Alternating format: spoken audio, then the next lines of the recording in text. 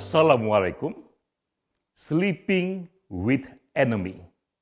Itu bukan judul film, tapi itulah situasi kita hari-hari ini karena harus hidup berdampingan dalam jangka waktu yang lama dengan virus corona. Juni 2020, bulan ini, umumnya kita mulai bekerja di ruang publik.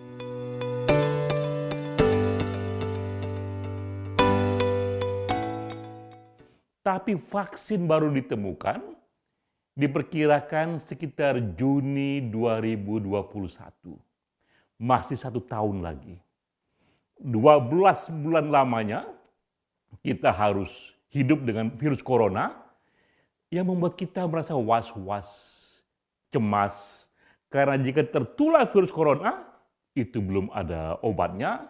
Ini benar-benar suasana sleeping with enemy. Apalagi hingga Juni 2020 ini, yang datang pada kita baru gelombang pertama pandemi. Berdasarkan pengalaman kita sebelumnya, pandemik 100 tahun yang lalu, 1918, flu saat itu terjadi dalam 3 gelombang.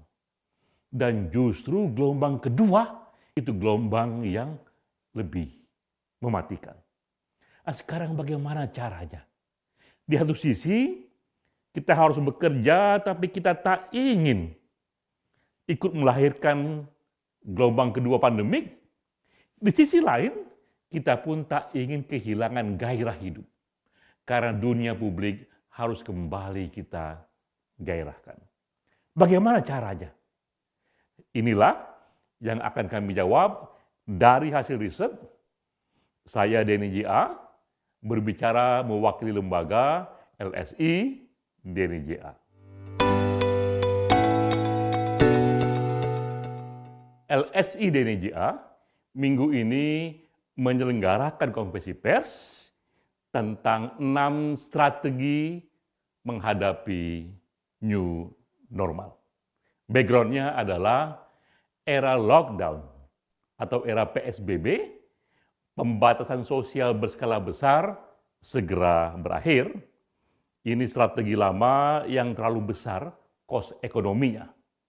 Apalagi telah datang pada kita satu fakta baru bahwa ternyata sebuah negara bisa mengatasi virus corona tanpa harus lewat lockdown seperti Hong Kong, atau sebuah provinsi bisa mengatasi virus corona tanpa harus lewat PSBB seperti Bali.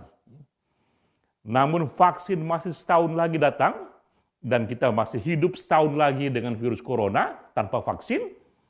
Ini strategi yang kita sarankan untuk new normal. New normal membutuhkan juga new strategi. Pertama adalah yang kita sebut micro targeting.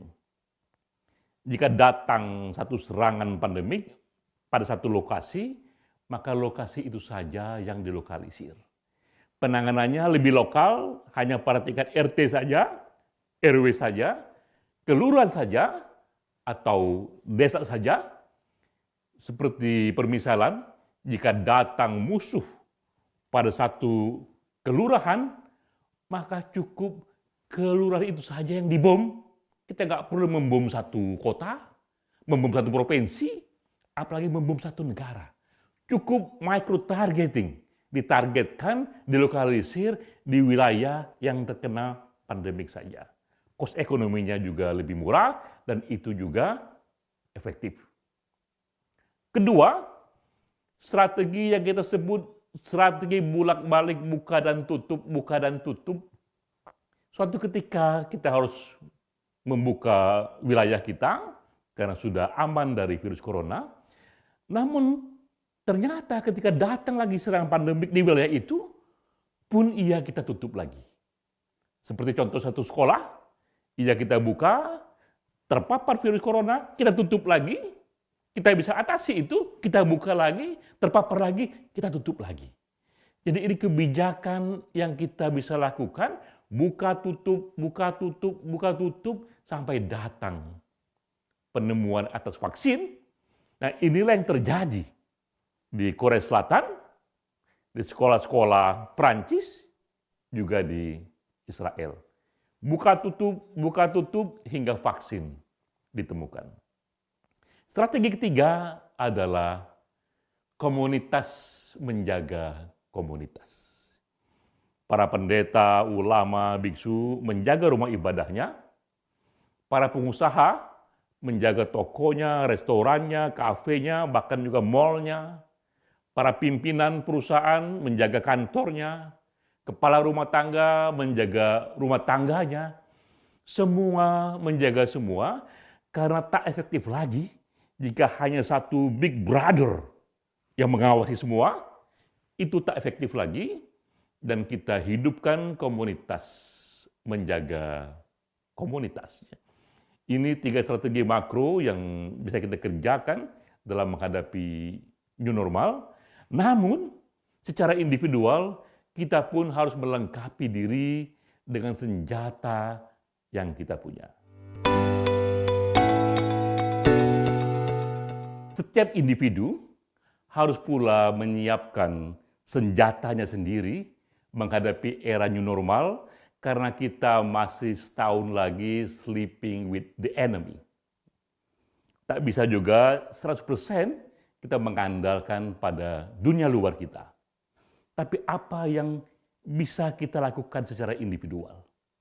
Ingat saja ini, KORMA. Ini singkatan dari C, O, R, M, dan A. KORMA. C untuk cuci tangan.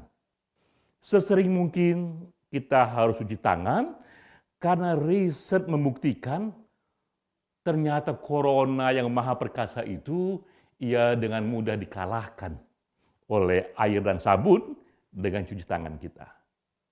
O untuk olahraga. Jangan lupa seminggu 3 kali atau 5 kali kita olahraga cukup setengah jam saja. Olahraga itu juga riset membuktikan ia tidak hanya membangkitkan imunitas kita, tapi juga melahirkan hormon yang merilekskan pikiran kita, karena kita juga penting untuk tetap ceria. R untuk rentang jarak. Dimanapun kita berada, jaga jarak minimal 1 meter dengan individu terdekat. Baik di kantor, di jalan, di kereta, di bis kota, jaga jarak. Karena hanya itu cara kita untuk tidak tertular oleh mereka yang membawa virus corona dari para tetangga di samping-samping kita itu. M adalah masker. Gunakan masker, karena dengan masker itu kita menghormati lingkungan kita, di samping kita melindungi diri kita dari kemungkinan adanya virus yang menyerang dari individu di dekat kita, pun kita melindungi orang lain karena siapa tahu tanpa kita duga kita pun membawa virus corona. A adalah asupan. Itulah makanan dan minuman yang kita masukkan ke dalam tubuh kita, menambah tenaga kita. Salah satunya yang sederhana, siapkan vitamin C, siapkan vitamin D, karena memang sudah juga dibuktikan ia bisa ikut menumbuhkan imunitas kita. KORMA, itu cara yang paling efektif, cara yang paling sederhana yang kita punya, dan itu terbukti ternyata bisa mengurangi tingkat penyebaran virus corona.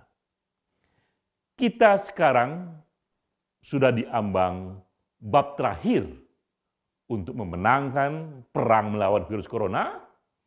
Selamat bekerja. Wassalamualaikum warahmatullahi wabarakatuh.